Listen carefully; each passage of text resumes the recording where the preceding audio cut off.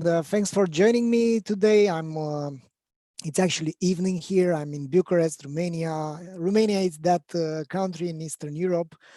However, I'm really excited to make this presentation. I'm a big fan of evidence-based growth and being data-driven. It's actually what made me found this company called Omniconvert. And in this session, I'm going to give you a few shortcuts. But before diving directly into the subject, let me give you some context. So I've been growing my own e-commerce store. I've started that in 2007, and I made the exit back in 2013. And at that time, I was struggling to make the cut. However, I've understood that customer retention was key, and I've understood that the more CLV, the more value you get from a customer, the more you can afford to spend to acquire a new customer. And that was our growth machine. So back in 2013, we got 200,000 customers. Our customer retention was increased from 55 to 80%. We were selling car insurance. We were like the main online player in car insurance. And then I've understood the power of data, and I've said, wow, let's build a company around that. And that's how we've built Omniconvert. So after that, I've got a lot of understanding about customer lifetime value. And in this session, I'm going to give you some shortcuts so that this would be a great investment of your time. So let's get into the subject.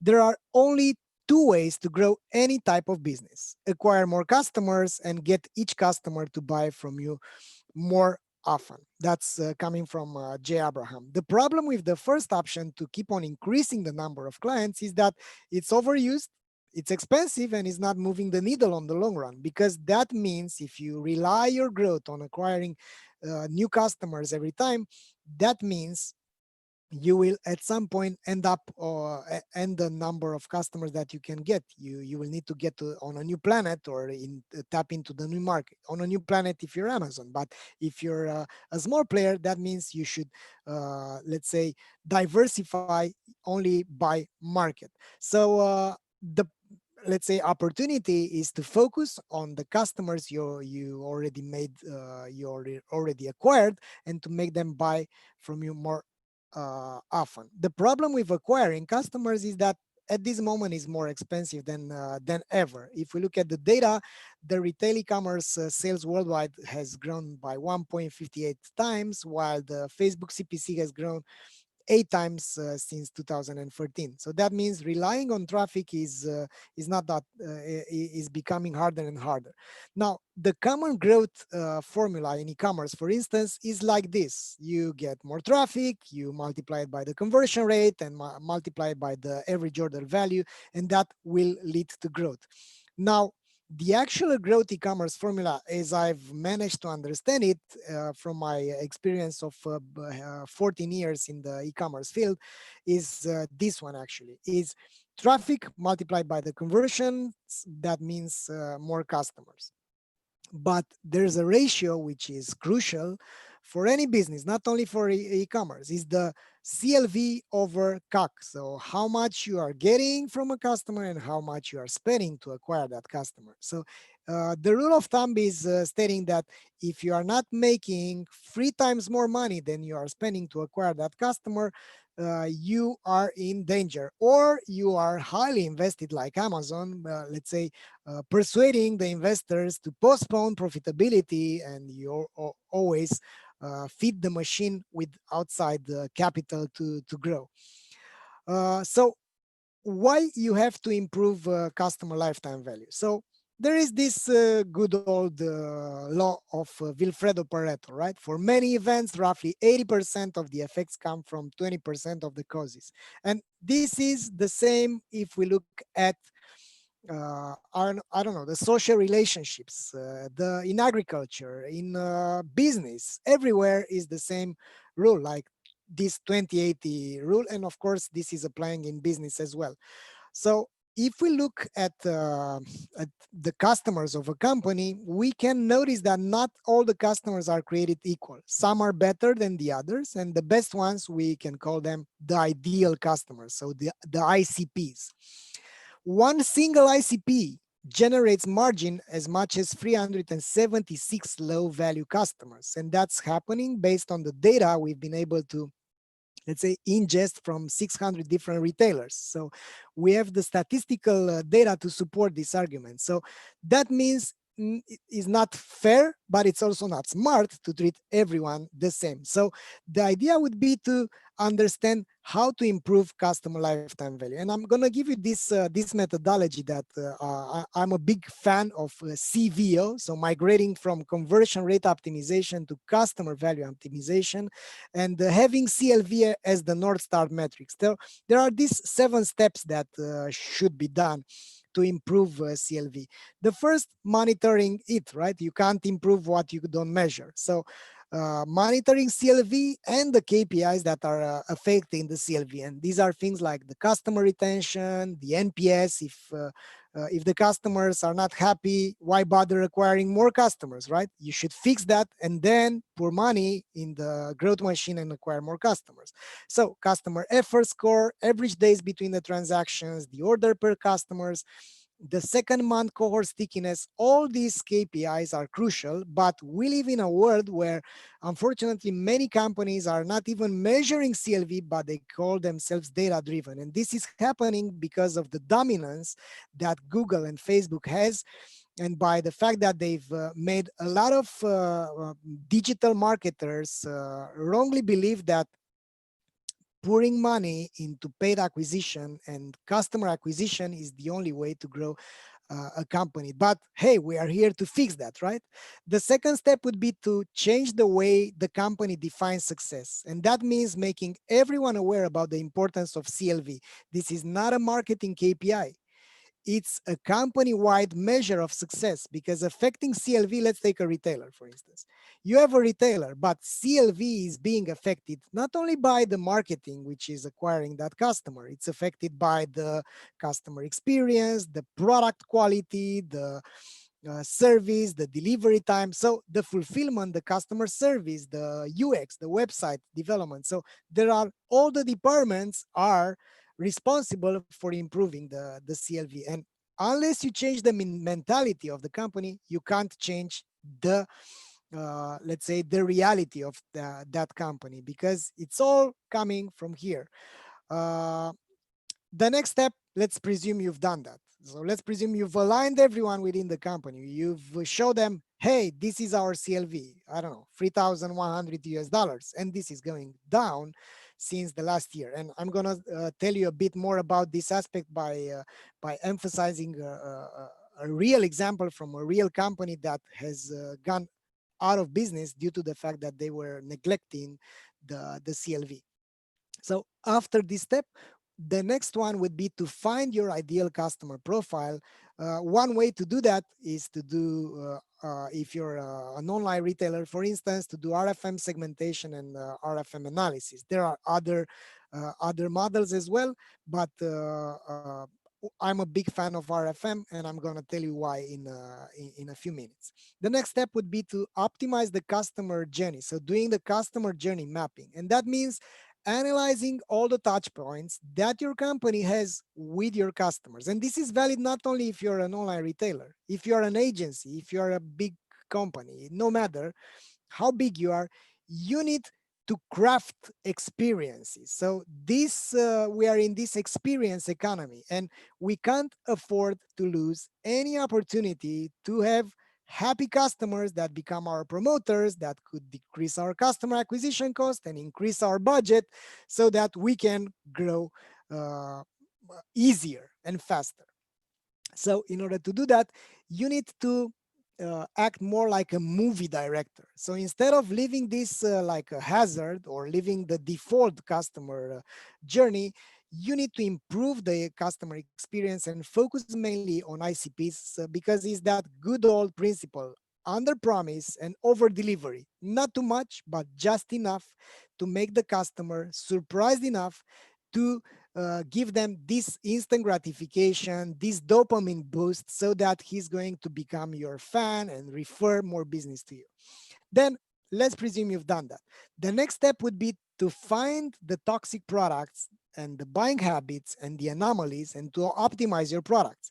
It may sound, I don't know, hard to do, but it's real data. It's data. It's only data. You get the data, you see the patterns, you identify your not only your best sellers, but which are the toxic products, which are the products which after they are being bought, they are churning your customers. Then you identify, of course, the products which are making your customers more sticky, and of course you push more of those products in front of them.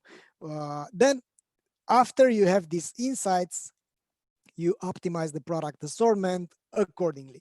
The next step is to shift the acquisition focus towards the ICPs. So to verbalize, to understand how they verbalize the benefits that they get, and then based on this data to do this adjustment on your positioning, on your marketing materials, to actually have a voice that the company needs to have based on these insights coming from your best customers. And that means doing ongoing optimization by doing cohort A/B testing. And I'm a big fan of that, even if it sounds pretentious. Let's say it's doable. So that means offering different onboarding routes for two cohorts and then seeing which cohort has a higher customer lifetime value.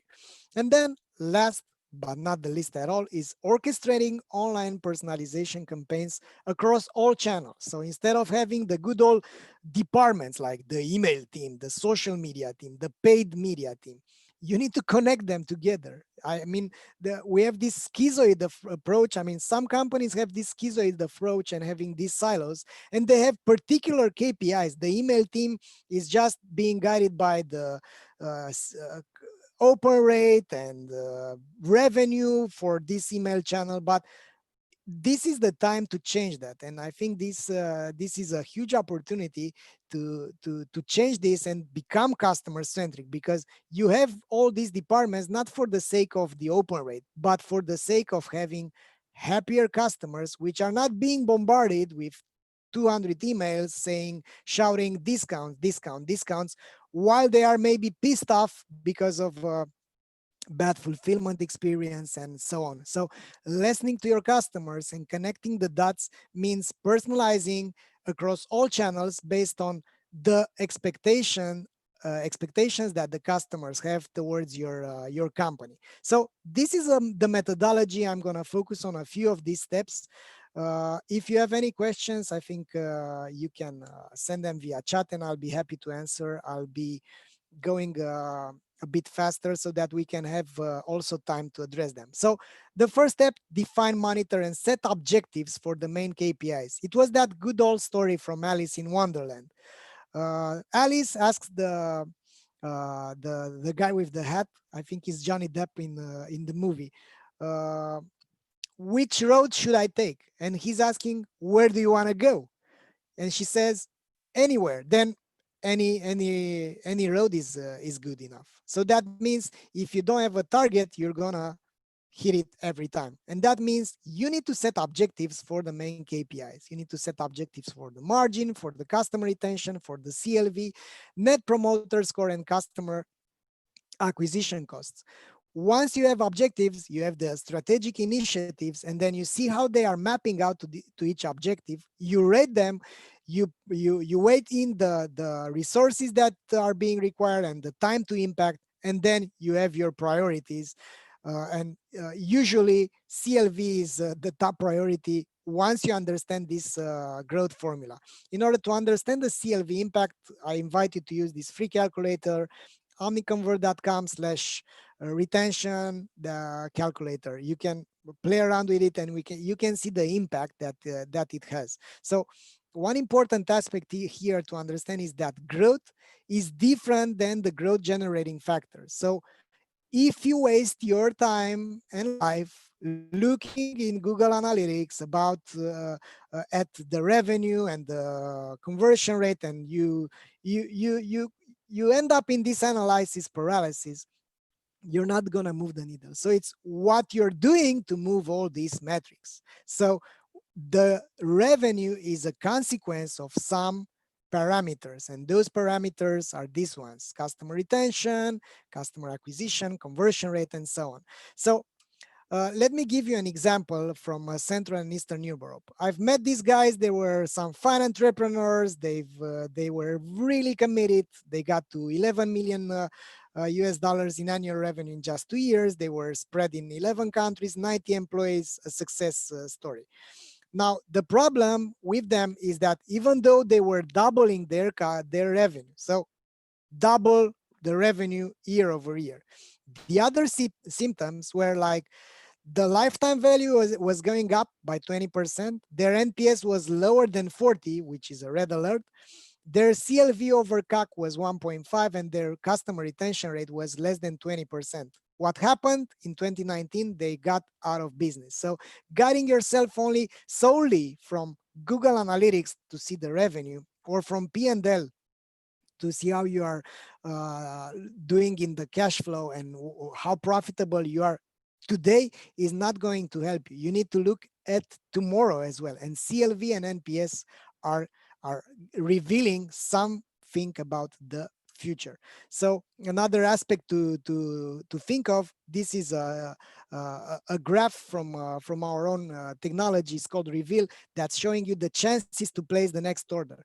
These kind of aspects are important. I know there are a lot of digital marketeers and e-commerce managers which are neglecting the data, but the data is there and it's easy to access it right now. So by looking at the habit forming and looking after how many orders, the chances to place the next orders are going so high, that means this is revealing your agenda. So you need to move this up, right? So after one order, the chances to place the next one are 20, but after two, there are 25, after three, there are 30, and so on. I'm seeing this over and over again. However, most of the companies are focusing on customer acquisition, and they acquire customers, and only 1 out of 5 are going to come back. And that means the customer is not sustainable in the long run. So in order to understand this, you need to look at the predictive CLV and the historical CLV. And this is showing you where the company is going. What is the health of the company is here, because that also predicts the customer lifetime value and how much you can also afford to pay to acquire a new customer. So how to improve CLV by using RFM segmentation? So my take is that after 30% of the revenue is generated by returning customers, you have to do RFM segmentation. RFM customer segmentation, in a snapshot, is a way to segment and group your customers according to their scores for recency. How recently did the customer purchase? Because the chances to buy again are higher if the recency score is higher. How frequently, how often do they purchase? The more frequently, the more chances to place the next order, as you could see earlier. And the monetary value, how much do they spend? The higher the CLV, the higher the chances for those customers to come back. So by doing this RFM segmentation, you will be able to group your customers into various buckets, let's say. You'll be having your soulmates, which are your most frequent buyers. They place the highest number of orders of the highest value. These are the soulmates, right? Like the name says. You also have the ex-lovers. They used to be soulmates, but they have abandoned buying from you. You also have the lovers, the breakups, about to dump you, and so on. So thanks to these scores, you'll be able to see different clusters, and you can segment them accordingly. For instance, soulmates are the ones that bought most recently, most often, and highest monetary values. So some distribution could be like this one, like 3% of the customers that generated 12% of the revenue, and they have the highest score for recency, for frequency, and monetary value. For instance, this is how the data could look. You could have this customers that have 555. There are 67 customers, but their revenue per customer is 2,800 US dollars against $753 for the lovers. They've generated 180,000 US dollars in this example, and so on. So the beauty of RFM is that it easily allows you to see the list of these customers, and of course you can address them differently, but more about this a bit later. Thanks to the RFM analysis, you'll be able to see these kind of distributions, like the soulmates, passion, flirting, about to dump you, even the Don Juans or the ex-lovers. The Don Juans, more about them later.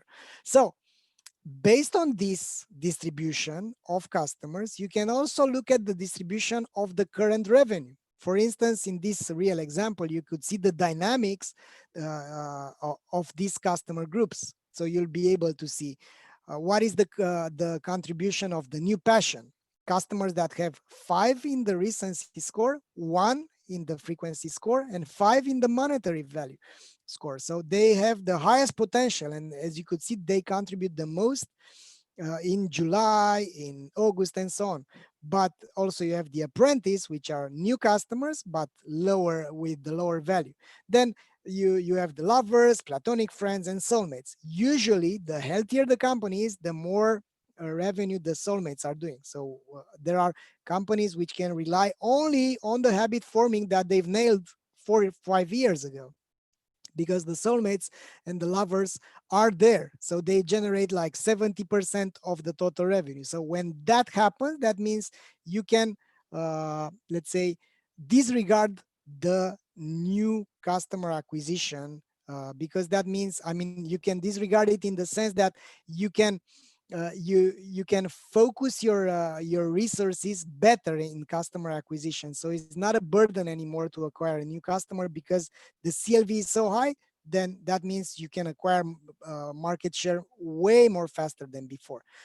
You can see over here some other kind of distribution. So while for the total lifetime of a shop, 5% of the customers were generated 25% of the revenue, for last month 20% of the customers were soulmates, and they've generated 20% of the revenue.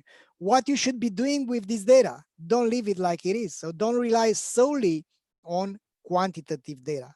Focus on the qualitative data as well. So understand their top reasons to buy, their main expectations, their demographics, their locations, and so on. And once you understand that, use this in your advantage, but to acquire more customers like them, to treat them differently, like give them a thank you note, make them let's say refer new customers to you, say we're sorry for the mess by monitoring constantly and setting alerts if the NPS is going down.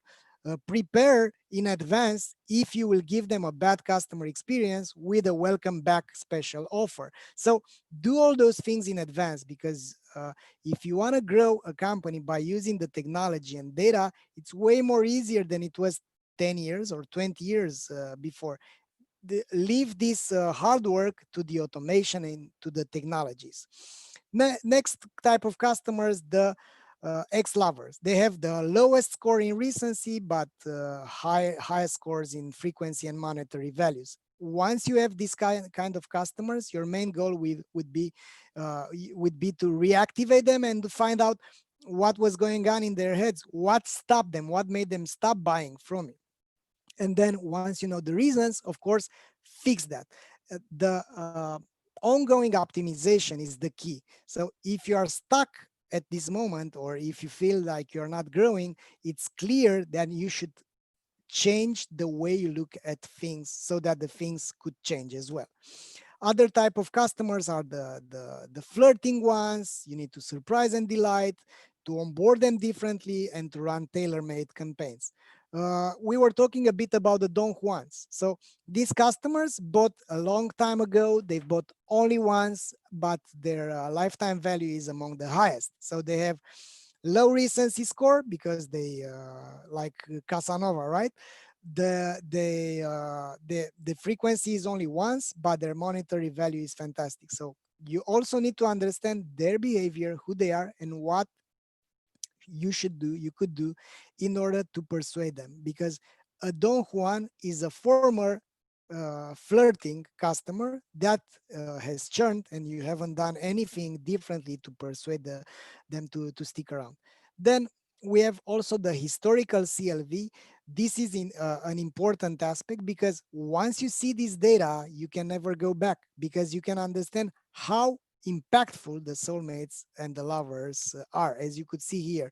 So a single soulmate generates 14,000 US dollars, while the average customer in this case makes something like $100. So imagine that.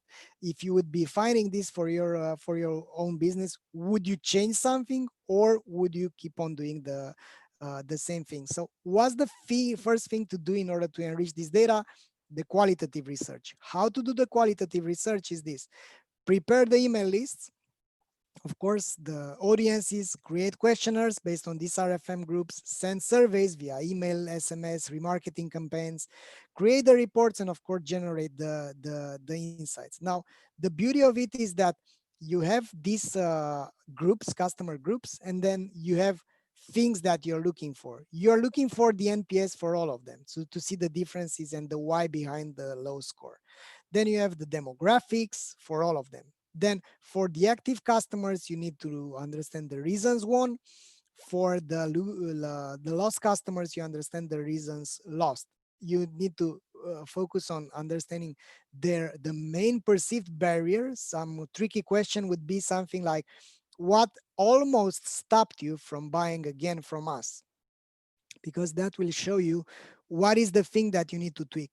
And I'm also a big fan of the jobs to be done methodology. Even though it's not that spread to retailers, it's a fantastic methodology, because it allows you to understand what makes the customer say, today is the day that I'm going to buy this. Which are the struggling moments? So what made them frustrated, so that they can look for buying a new product. And it's always about the progress that the customer is doing, is about the job that the product is doing. So it's not the object itself, but it's the job that the customer is doing with that object. And I have an example here.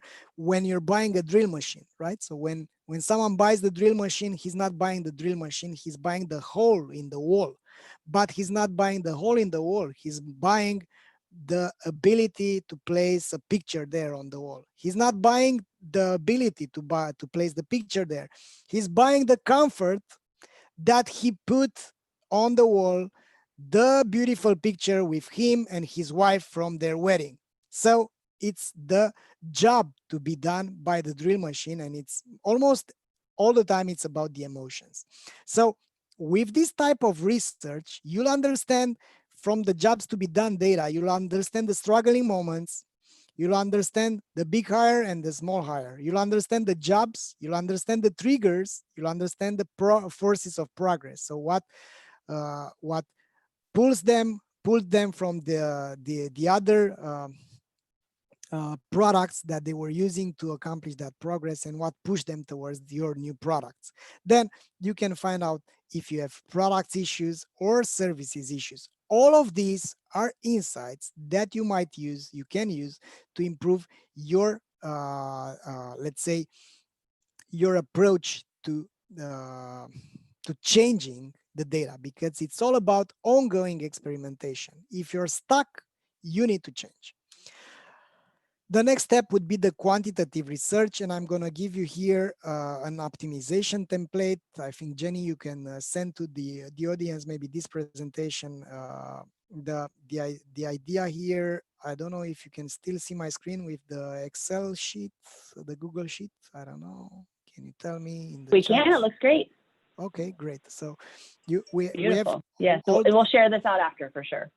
Excellent. So by having this quantitative approach, you'll be able to understand the share of revenue for each customer group. You'll be also able to understand the CLV by each customer group, but what is the parity against the average customer? From which type of customers you are getting most of your margin, most of your CLV, and for the overall lifetime, and also for the of the shop, but also for the last month's data. So once you know this type of things, you're not going to go back. The next step in the quantitative research is the cohort analysis. And I think it's a great way to understand if your company is doing great or not. So you can see here a sample of data from one of the users of Reveal. So they were purely offline, right? So they were doing some stuff last year, September, October. This is the total revenue coming from new customers. Now, the beauty of the pandemic in their case is that from, I don't know, 674 US dollars in January, they've got all the way to 800,000 US dollars in sales in May. But what they have done, they haven't been able to keep those customers. And that is what cohort analysis is showing. The second month cohort stickiness rate is this rate. So from 0.89%, they kept customers in April because they were, let's say, looking at the on buying again. They haven't got some other alternatives, but they haven't managed to keep those customers coming back. And that made them fall to 200,000 US dollars in June. And that's the problem that the customer lifetime value focus is going to solve. Because once you know what to fix, then the fixing itself, it's an ongoing experimentation thing. But if you look in the wrong direction, and that direction for 90% of the data-driven companies is customer acquisition, is not. So if this company could have kept those customers coming online, that meant a great deal for them. But they weren't able to monetize this flood of new customers going online, and they've got to this moment. So another type of analysis is the buying patterns. I was saying to you earlier about the way to understand the data by looking at the anomalies. So now you can look at the buying patterns, seeing the, let's say, distribution of ex-lovers by city or by country or by location or by category or by the brands they've bought. So you can look for anomalies. For instance, where is the highest penetration of ex-lovers against true lovers, in which city? Maybe you have a fulfillment problem in that city. So marketing is not going to solve that. Fulfillment is going to solve that. But if the company is not data driven enough to monitor CLV, and this is usually coming from the marketing teams or from some smart agencies which understand that the future is about customer centricity. So helping their clients make progress is the key. So if you're in a digital agency doing the extra mile and let's say diversifying the insights that you're giving to your customers would be amazing, because that means you're gonna provide extra value than the customers are expecting. And we are seeing a lot of agencies starting to use our technology, and they expand. It's like fantastic insights for their customers, because they haven't knew that, I don't know, after free orders the customers are sticky and so on. Then is the customer journey mapping step. So once you know everything, once you've got all these insights, it's the time to improve customer journey. The old way of improving customer journey is everyone in the company started to analyze the touch points, and they came with their let's say best practice. But the problem is that if you rely on the best practice, you are not integrating the data insights. And the idea would be, based on the ideal customer profile, based on everything that you've understood about your customers, you can improve the customer journey by doing better ads, being more relevant, improving your targeting, and improving your messaging based on real data you've got from your best customers that responded and that, let's say, revealed you what's going on and what kind of things you should be fixing. Then you improve the assortment and the merchandising. So based on what the RFM groups are buying, you can push and merchandise better the best customers and the ones that make your customers stickier. And based on what you understand about ideal customer profiles, you can provide better services to your best customers. So you can provide priority support, better response rates, and so on.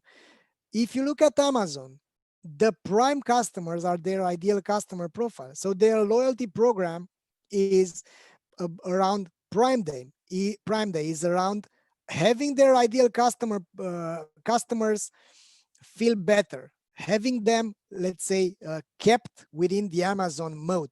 But to do that, you need to first understand your ideal customers and understand what they are looking for. So the customers that are leaving a company, and this is an interesting insight, they are not migrating to a new competitor. So it's not about the appealing offer from another competitor. It's not even about the fact that they are dissatisfied with your service, because they are leaving, and they are leaving because they feel you don't care. And if it's a relation, it's an emotional load over there. You can provide a shitty customer service, but once you understand that you've done this, the fact that you apologize and the fact that you are there for your customer and fix that problem means the world for them. And that means they think that you actually care about it. It's human to make mistakes. Everybody does mistakes. The problem is that if you don't care about your mistakes, your own mistakes, and if you're not willing to change that, to fix that, then customers are leaving. So in order to understand this, and in order to let's say, optimize the customer journey, you need to monitor what matters, and that's customer experience. I'm a big fan of NPS because it's one of the few metrics which is showing the future. So which are the chances that which are the chances to recommend us to your colleague, to your friends and relative. So ongoing NPS, it's a thing, but don't fall in the trap of average, because it's one thing to see our NPS is great. It's 75, let's say, and it's better than whatever. Insert here some bank, every bank. The banks have lousy NPS scores. But if you say you have 75, maybe you have 200 customers that rated you 0. And you also have uh, 500 customers that are outstandingly happy with what you've provided. So that's why you need to monitor the NPS by segment or by product categories, for instance, to see, are there any product categories that are having a higher or a lower NPS? And based on that, guess what? You can do different remarketing campaigns saying, hey, we're sorry we've dropped the ball at your last purchase, and here's something for you. And that means you demonstrate that you care. So we as digital marketeers, data-driven geeks, whatever we are here, all of us, we need to understand how to use this data to become relevant, folks, because personalization works only if it is relevant. So nobody cares if you say your name, but you sound like a broken record. So you push, let's pretend you provide a bad customer experience to a customer, and then the customer just bought 3 days ago, and you start bombarding them with vouchers, with new discount, new campaigns, whatever. Would that customer feels like you care about him or her, or would he be pissed off and simply disregard you for the next purchases? That's an important aspect to take into account. And of course, you can monitor NPS by brand, NPS by category, and so on. Now, once you know this stuff, the idea is to, let's say, improve the systems, improve the journeys that you are doing with your customers. For instance, you collect the pre-delivery NPS. And on the thank you page, you understand, okay, you have customers happy or not. But if the score is low and the customer segment is, I don't know, true love or whatever, you trigger an alert to the customer service in real time, and you solve that objection on the spot. If it's a new customer, you can, of course, trigger an email to find out the reasons and so on. If the score is high, you can choose not to do anything, or you can choose to invite that customer to actually refer you to their friends. But the best moment to ask for that is after the customer experience, because we have here pre-delivery NPS and post-delivery NPS. And the difference between the moment when the customer placed the order, when they've bought the marketing of the product, not the product, and the moment when the customer actually got the whole experience of getting the product, using the product, whatever, is the delivery gap. So this delta should be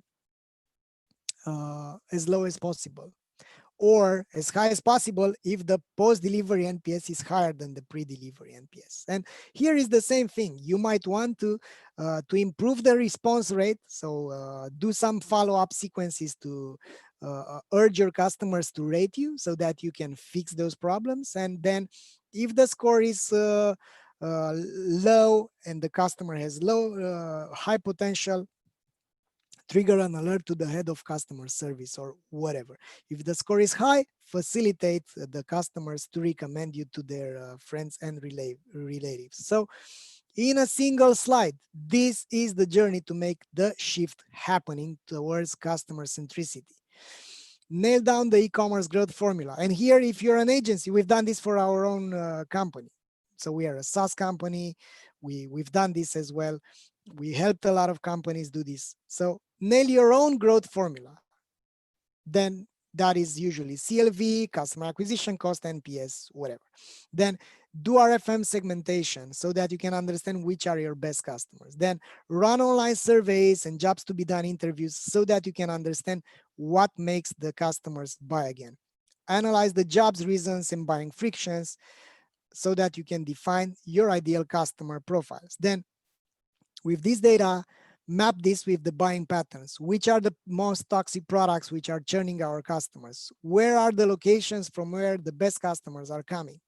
With these anomalies and insights, you can improve your ads, your positioning, your emails, your customer service, your product inventory, everything, so that you can get these insights and provide a different customer journey by giving a bit of extra dopamine at some points where your experience is not better.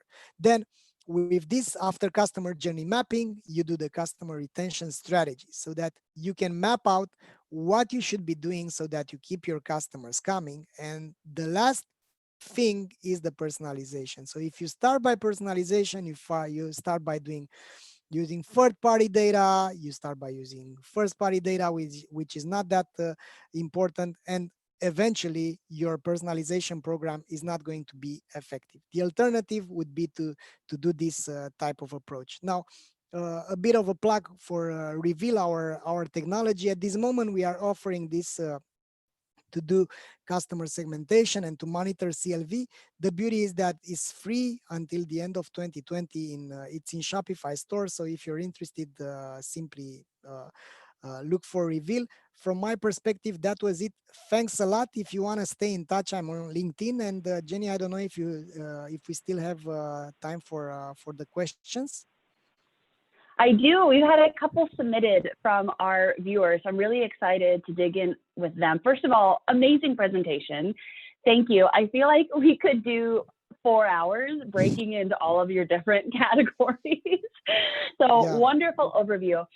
One of the first questions I had somebody message me privately is they want to get your perspective on why customer lifetime value is more of an underused metric. Why aren't all businesses really starting here as a way to understand how to optimize their campaigns? I think this has a lot to do with the mentalities of the companies, which are more customer acquisition oriented. And if the company doesn't change their mentality, then they will not be able to focus on CLV. And the roles are more oriented towards acquiring customers, not keeping customers. Plus, it's not sexy to say, hey, we kept 20,000 customers from churning last month. It's more sexy to say, hey, we've acquired 40,000 customers. And that makes us hunters instead of farmers. But like in life, it's not about I don't know, getting her phone number or starting a relationship. Because the lighters can't warm up you for good, right? You need to keep the fire burning. You need long-term relationships, and in business, it's Yeah. exactly like in love life.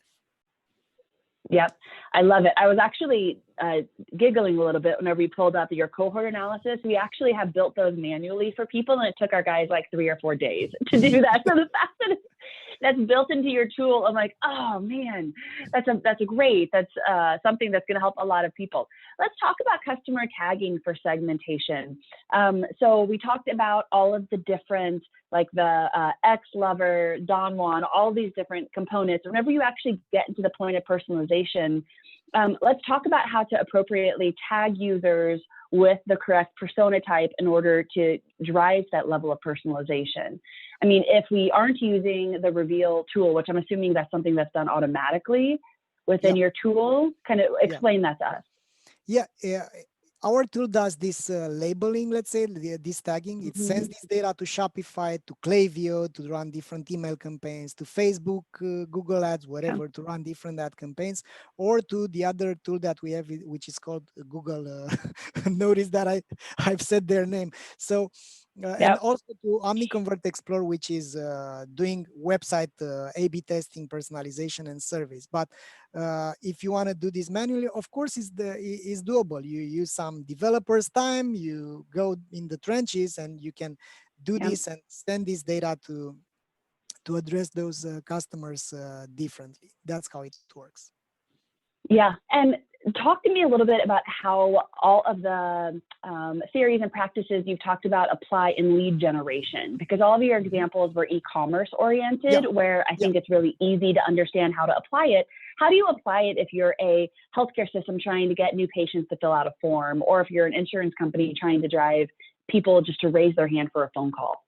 Yeah, in order to apply this principle to lead generation, for instance, it's about looking back at the other type of customers that you already have. So once you understand what other customers were doing, you can apply these principles so that you can persuade them differently via lead generation. So you might want to do this scoring based on the events that they've undertook. So if you capture and if you do data listening, you can see the events on the landing pages, on the how they've interacted so that they became a lead, and then how they've interacted to become a long-term customers and a valuable customer. And then by doing this data listening, you go back and at these key moments, and when those events occur, it's clear that you can rate all these leads as being more valuable. And then instead of having your SLA of 1 hour to call that customer, you might want to call that customer in 2 minutes, and you can imply this and you tag all these high potential leads because they visited this page, that page, and the other page. See, and in this manner you can acquire those leads way better than you previously done by listening to this data. And then of course you can do this type of remarketing based on the events, right? So let's pretend that those leads weren't converted right away. You can do remarketing campaigns which are tailor-made on various behaviors of those customers. I love it. And then, of course, the customer engagement and retention campaigns are similar, whether it's e-commerce or lead generation, segmenting your customer base that way. So perfect. And then last question that we have, I'm checking all the portals, make sure there's nothing else, is what training resources would you recommend for someone in a marketing role that wants to become more analytics savvy? I personally think that CXL it's a great alternative. So CXL Institute, Jeff's take on analytics. I think he's a real cool guy, and I think those two options are really great. I'm a, let's say, self-learner, so I'm learning by doing. I'm not so. I think the best way to learn, if you are my type, would be to simply do mistakes as often as possible. And in the future, if you're interested, I'm going to build a course around customer value optimization and I'll be ready with it in January. So Oh, you that's can follow me on wonderful. LinkedIn, and I'll be glad to to to offer you this course if you're passionate about CLV. Yeah, that's perfect. I'm sure a lot of people will take you up on that. I'm sure the course is going to be amazing. So on that note, thank you so much for doing this presentation and participating. It was a wonderful session. We appreciate your time. And for all of the attendees, we will say that we are going to take a 9-minute break. We're going to get back here at the top of the hour. We have Jason Tatum from CallRail. He is going to be talking about call tracking technology and how you can use it, again, to better understand your customers and where your transactions are coming from. So stay tuned. We'll see you in 9 minutes. Thanks again. Bye, everyone. Thank you.